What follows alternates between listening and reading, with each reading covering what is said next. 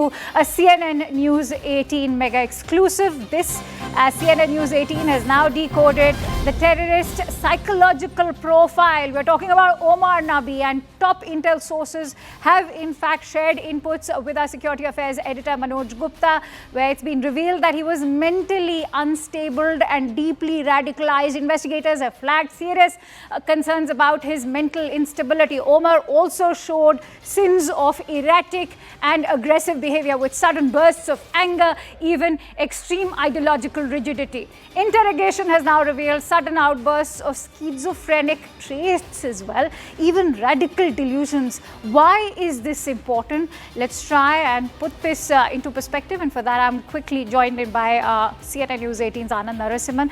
Anand, what can we make of his personality, and what is this erratic behavior to be made of? Do you think that this kind of erratic behavior is also what backfired for the entire terror module? Well, good afternoon, Akanksha, and good afternoon to our viewers. Dr. Umar Nabi. So, Umar Nabi is somebody that the authorities now believe is displaying schizophrenic behavior. Now, why is this far more important to consider given the investigations? Because someone who's a little twisted in the head and is deeply and highly ideologically radicalized can become a very, very dangerous weapon against humanity. Now, Umar Nabi, the videos that we have accessed here at CNN News 18 are some of his practice videos, where he's trying to make practice videos how to convince his own teammates that going Fidayin or going suicide bombing is the way to go forward to try and make their message heard loud and clear. Now, this happens only when someone is highly ideologically radicalized, and this radicalization in the brain has to sit only when we know that there is a certain level of psychiatric issue or behavioral disorder. His family now have had a history of psychiatric illnesses or some issues, because a lot of his family members seem to be on medication against psychiatric or psychological illnesses. Now, given the fact that he has a genetic issue, was this the reason why Dr. Umar Nabi was far more radicalized and far more ideologically gone towards the far end? And was that the reason why some of his own teammates were keeping him out of groups? Because Manoj Kumar Gupta has been able to get these details that Dr. Muzammil was not very comfortable with letting all the logistical data or operational data, and he was withholding information from Umar Nabi because of his erratic behavior, because of him displaying signs of schizophrenia. But Umar Nabi was rational enough and he was radical enough to drive down across to Mewat, collect the explosives, wait for 3.5 hours, and then go ahead and deploy this bomb in Red Fort. Now, did his psychological and psychiatric erratic behavior trigger this response that when the cops were hot on the heels with him, that he had to go and do something before it all came to a knot, and if they closed in on him? That is something which is again under investigation. And then initially there were reports doing the rounds that this entire bombing could have been self-detonated. Given his erratic behavior now that is coming to the forefront, what can one learn about the Delhi car blast? Could this have been a proper planned Fidayin bombing? It points to the direction that he wanted to deploy the weapon, and he wanted to be in the car when the weapon was deployed. What was his thought process? What was going on in his head? We do not know. But he was radicalized enough and convinced that suicide bomb attack was the way to go. But what would push a person, an educated person, a highly educated professional, even if he had a radical point of view, to go ahead and commit violence against the very civilians whose lives he was sworn to protect as a doctor? That is where, as the investigations are now unfolding, Manoj Kumar Gupta getting us these details, that he is showing highly violent, virulent and eccentric behavior during questioning. He is one at one point and he is someone else the other point. Now, one has also got to be very careful that is he putting on an act? Is this all a larger act to try and evade scrutiny when it comes to the hard hand of the law? And can he then show this as an excuse that he is mentally deranged? But the other point is a little bit twisted in the head, along with a lot of radical and ideological thinking and positioning into your head, can make you a very, very potent villain against humanity. And is that then after analyzing all of this and for chronicling all of this, if the investigators are able to say that he was a little twisted in the head, but he was radicalized enough and conscious enough to understand what he was doing and the repercussions of what he was doing, then it's a different case. Whatever it is, he was in the car when that bomb was deployed that has killed 13 innocents and injured so many more. So there is a reason why this is being analyzed, because all angles, all reasons for why this act was committed has to be understood, and we are getting the details to our viewers, but there are still other aspects and facets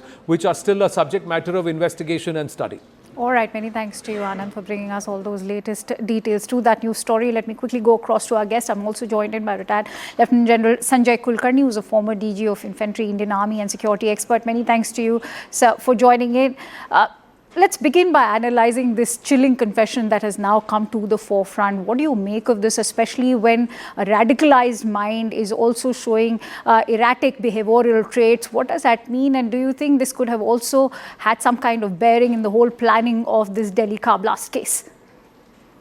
Akanksha, thank you very much.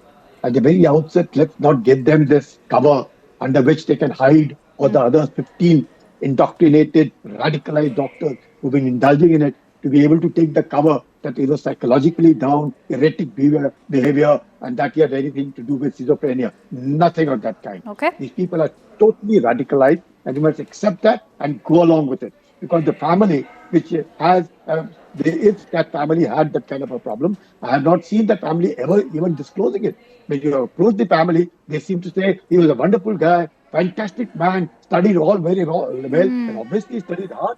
No wonder he's got his medical from the government medical college, Srinagar.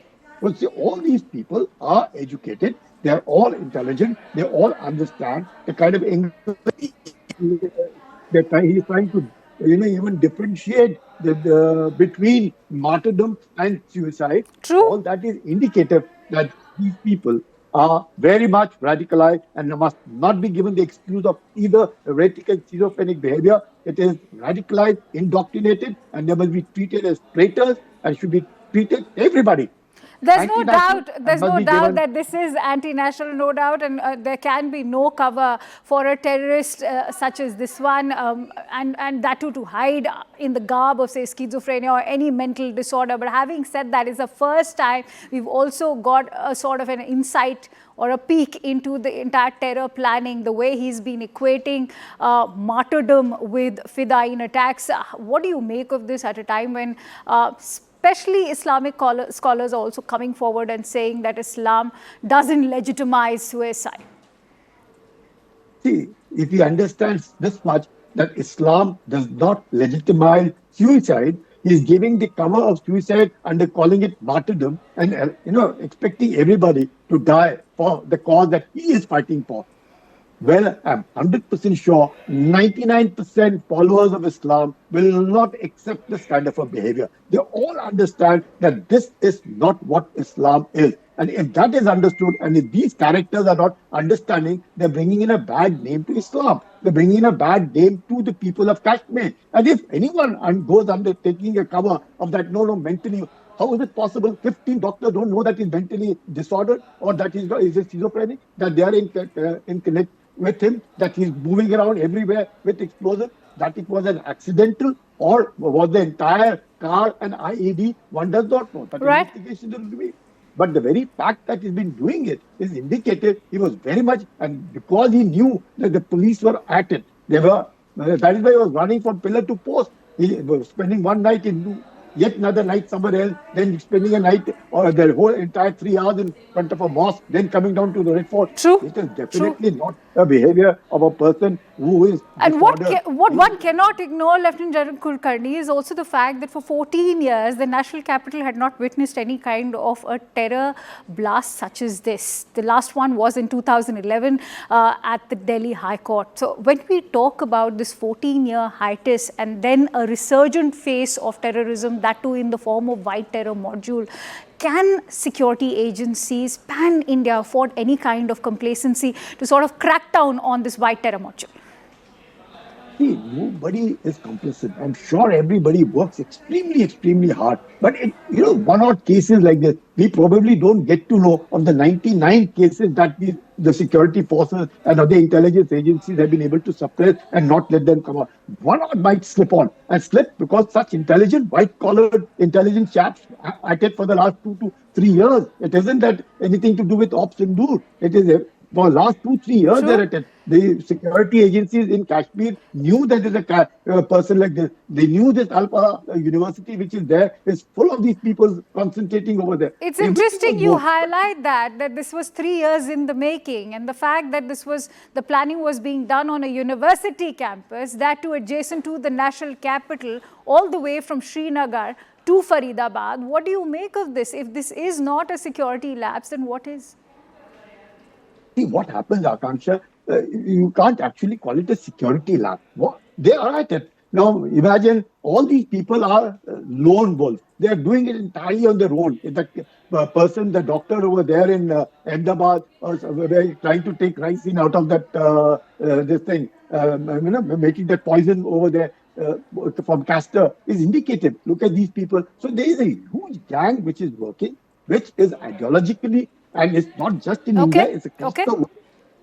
And therefore, it would take time. Yes, we have to be very, very careful. We must not get complacent. We must be at it. All the agencies must work jointly to ensure. And therefore, I always have been saying there must be a minister for internal security or counter-terrorism who must be a central authority. The Home Minister can be overall in charge, but there has to be someone central whose responsibility is only to Lieutenant General Kulkarni, I'm going to request you to continue staying with me. We're getting in more breaking inputs. In fact, the second